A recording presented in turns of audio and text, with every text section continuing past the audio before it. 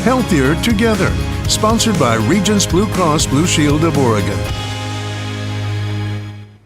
It's a problem many people face. You feel sick or some discomfort, and you don't know who to turn to for help. One local doctor says there's one person you should turn to first before anyone else. Deidre Johnson has more in today's Healthier Together. It can be challenging to know what to do when it comes to your health. The healthcare system can be complicated.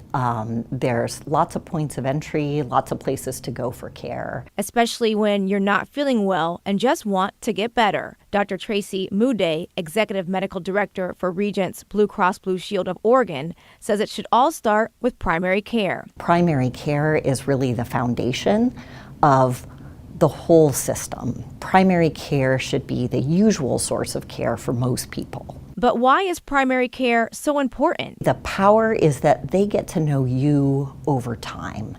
And the power of that relationship is really what makes primary care so effective. Even with primary care being so important to your health, many don't have a primary care doctor. For baby boomers and older, 85% of them identify as having a primary care doctor.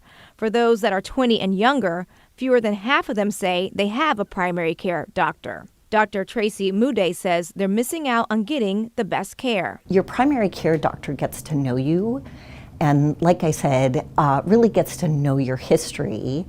So when something changes, when something's different, they already have that foundation of knowledge to start with and build on. And if your primary care doctor moves, it's important to find a new one right away. Figure out what kind of characteristics are important to you, what kind of skills you want, something that's close to home so it's easy to get to, and someone who's got availability. While your primary care doctor should usually be your first contact, there's one exception to this rule. If you feel you have an emergency health issue. Chest pain or neurologic changes that might be a stroke, those are emergency services. You need to get to the emergency room as soon as possible.